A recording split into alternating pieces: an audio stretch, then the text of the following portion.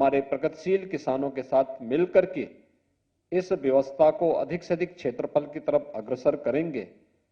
उत्तर प्रदेश जैसे राज्य में यह मुझे लगता है कि यहां के किसानों की आमदनी को कई गुना बढ़ाने में सहायक हो सकता है। देश के अंदर सर्वाधिक किसान हमारे पास, सबसे अच्छी उर्वरा भूमि भी हमारे पास, सबसे अच्छा जल संसाधन भी हमारे पास, देश के अंदर कृषि की जितनी भूमि है उसमें से 11 से 12% उत्तर प्रदेश के हिस्से में आती है और उस 11 से 12% भूमि पर ही उत्तर प्रदेश में अभी हम लोगों ने पूरी तकनीक का उपयोग नहीं किया है, लेकिन उस सब के बावजूद देश का 20% खाद्यान्न का उत्पादन अकेले उत्तर प्रदेश कर रहा है। और मुझे लगता है कि अगर हम सही वैज्ञानिक सोच के साथ कृषि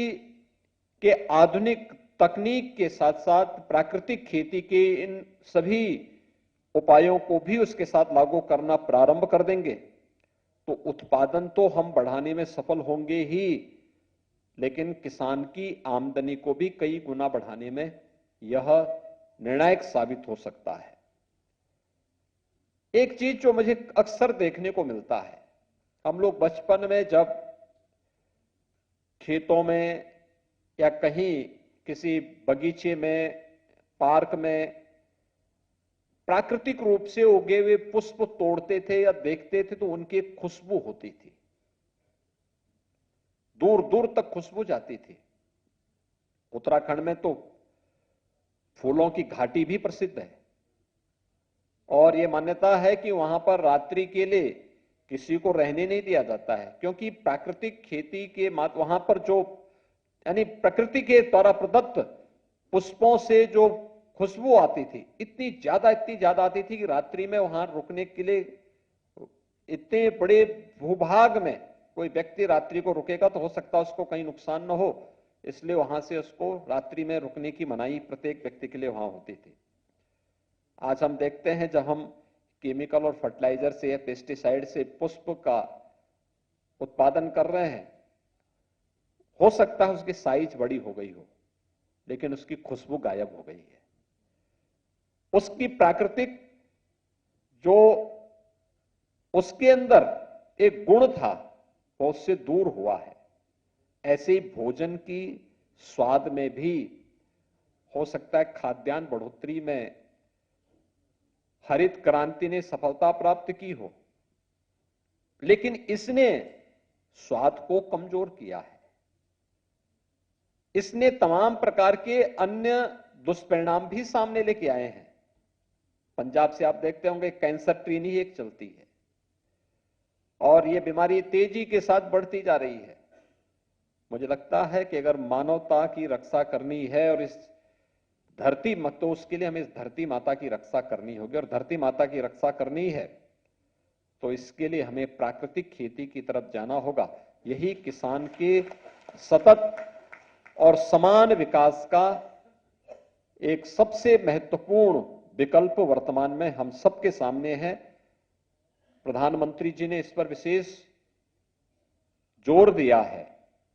और लगातार इसके बारे में न केवल उन्होंने अपने वक्तव्यों के माध्यम से बल्कि अब तो केंद्रीय बजट का भी इसे हिस्सा बनाया है।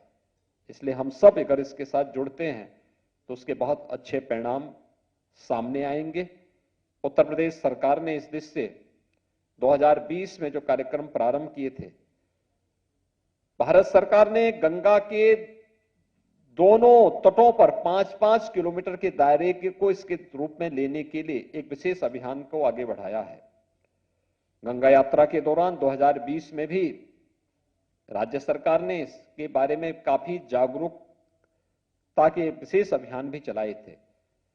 साथ साथ इस बार के बजट में हम लोगों ने पूरे बुंदेलखंड क्षेत्र को इस दृष्टि से प्राकृतिक खेती के लिए हमने चयन किया है और गंगा के तटवर्ती क्षेत्र हमारे 27 जनपद आते हैं, 27 जनपद और 7 जनपद बुंदेलखंड के 34 जनपदों में हम प्राकृतिक खेती को बढ़ावा देने के लिए अपने अभियान को आगे बढ़ा रहे हैं और यह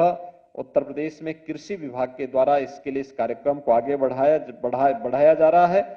और इसके लिए आवश्यकता पड़ेगी तो इसके लिए हम बोर्ड आदि के गठन की प्रक्रिया को भी तेजी के साथ आगे बढ़ाएंगे जिससे इसे प्रोत्साहित किया जा सके। उत्तर प्रदेश में कृषि के साथ साथ कृषि हमारे पास रोजगार सृजन का सबसे बड़ा माध्यम है और देश के अंदर सर्वाधिक किसान भी हमारे पास हैं। खाद्यान्न उत्पादन में देश के अंदर नंबर 1 पर उत्तर प्रदेश है, चाहे वह गेहूं उत्पादन में हो, फल उत्पादन में हो, चाहे वह किसी भी अन्य ऐसी, चाहे वह सब्जी उत्पादन में हो, दुग्ध उत्पादन में हो, गन्ना और चीनी उत्पादन में उत्तर प्रदेश नंबर 1 पर देश के अंदर है। लेकिन जहां हम लोगों ने इसमें प्रगति की है, 2 करोड़ 55 लाख किसान तो हमारे केवल प्रधानमंत्री किसान सम्मान निधि का लाभ उत्तर प्रदेश के अंदर प्राप्त कर रहे हैं। 2 करोड़ 55 लाख किसान, देश के अंदर सर्वाधिक किसान यानी सर्वाधिक लोग खेती के साथ जुड़ करके अपनी रोजी रोजगार को भी आगे बढ़ाने का कार्य कर रहे हैं। हमारे पास कृषि के बाद जो सर्वाधिक रोजगार सृजन का क्षेत्र था वह है सूक्ष्म लघु और मध्यम उद्यम विभाग और इस सेक्टर में 2017 के पहले स्थिति कुछ निराशाजनक थी, लेकिन 2017 के बाद जब आदरणीय प्रधानमंत्री जी की प्रेरणा से राज्य सरकार ने प्रदेश के अंदर सूक्ष्म लघु मध्यम उद्यम के, परंपरागत उद्यम की मैपिंग की और फिर उसके अनुरूप कार्यक्रम बनाए, आज प्रदेश के अंदर 90 लाख से अधिक ऐसे उद्यम अलग अलग स्थानों पर पूरे प्रदेश के अंदर कार्यरत हैं और करोड़ों की संख्या में प्रदेश के नागरिकों को वहां पर रोजगार और स्वतः रोजगार के साथ जोड़ने का अवसर भी प्राप्त हुआ है। 1 डिस्ट्रिक्ट 1 प्रोडक्ट की हमारी जो अभिनव योजना है, जिसके बारे में प्रधानमंत्री जी ने कहा कि वोकल फॉर लोकल, आत्मनिर्भर उत्तर प्रदेश और आत्मनिर्भर भारत की परिकल्पना को साकार करने को यह आधार स्तंभ बनेगी और इन दोनों को मिलाकर के हम लोगों ने इस कार्यक्रम को 1 डिस्ट्रिक्ट 1 प्रोडक्ट में हर जनपद की अपनी एक यूनिक प्रोडक्ट है, जिसके प्रोत्साहन के लिए प्रदेश सरकार ने उसको तकनीक के साथ जोड़ने, उसके लिए मार्केट, उसकी ब्रांडिंग और उसे हर प्रकार से प्रोत्साहित करने के लिए राज्य सरकार ने अपने स्तर पर तो प्रयास प्रारंभ किए ही हैं। अब कृषि क्षेत्र में भी हम लोगों ने इस कार्यक्रम को आगे बढ़ाना प्रारंभ किया है। जैसे सिद्धार्थनगर में काला नमक चावल, काला नमक चावल के बारे में कहते हैं भगवान बुद्ध के समय ये चावल की वैरायटी आई थी। प्राकृतिक पद्धति से जब उस खेती को लोग वहां पे करते हैं तो उसकी खुशबू अपनी कई 100 मीटर दूर तक अपने आप दिखाई देती है और मुझे लगता है उसको पुनर्जीवित करने के लिए जो प्रयास आईसीआर के द्वारा, नरेंद्र देव कृषि विश्वविद्यालय के द्वारा, स्थानीय प्रगतिशील किसानों के द्वारा प्रारंभ हुआ है, अत्यंत इस समय मुझे लगता है कि बहुत अच्छी उसकी प्रोग्रेस है, बहुत अच्छी उसकी डिमांड भी देश के अंदर भी और दुनिया के अंदर भी हो रही है। ऐसे ही मुजफ्फरनगर जनपद में गुड़ की अलग अलग वैरायटी सामने आई, वहां गुड़ महोत्सव ही वहां पर आयोजित हो रहा है और गुड़ महोत्सव के माध्यम से लोगों को इसके प्रति आगे प्रेरित भी किया जा रहा है। आपने देखा होगा बहुत सारी जगह अब तो प्रदेश के अंदर सुल्तानपुर के हमारे एक प्रगतिशील किसान ने ड्रैगन फ्रूट को भी वहां पर उगाने का काम किया और सफलतापूर्वक कोई फसल ले रहे हैं। आपने देखा होगा झांसी की एक बेटी ने अपने घर की छत का उपयोग करते हुए उसमें स्ट्रॉबेरी की खेती प्रारंभ कर दी। अब वह बृहद स्तर पर खेती में इस कार्यक्रम को कर रहे हैं। उनके पिताजी बीच में मुझे मिले थे और उन्होंने मुझे बताया कि कैसे वहां पर उन्होंने इस कार्यक्रम में 1 एकड़ खेती में 10 लाख रुपए तक का उत्पादन उन्होंने वहां पर सुनिश्चित किया है। और मुझे लगता है कि किसान जब इस तरीके से खेती के विविधीकरण की तरफ भी जाएंगे तो वह उनकी आय को भी कई गुना बढ़ाने में मदद कर सकती है। इसी प्रकार से जो प्रदेश के अंदर महिला स्वयंसेवी समूह हैं, अनेक रचनात्मक कार्यक्रमों के साथ वे कार्य कर रही हैं। हमारे बुंदेलखंड की बलेनी मिल्क प्रोड्यूसर अपने आप में एक उदाहरण है। उस क्षेत्र की महिलाओं ने किस रूप में महिलाओं के स्वावलंबन की दिशा में कार्य हो सकता है, इसका एक उदाहरण प्रस्तुत किया। ऐसे ही प्रदेश के अंदर राज्य सरकार ने महिला स्वयंसेवी समूह को स्वावलंबन की ओर अग्रसर करने के लिए हम लोगों ने यह भी तय किया कि प्रदेश के अंदर जितने भी राज्य सरकार के द्वारा पोषाहार के कार्यक्रम, केंद्र और राज्य सरकार के पोषण मिशन के कार्यक्रम होंगे,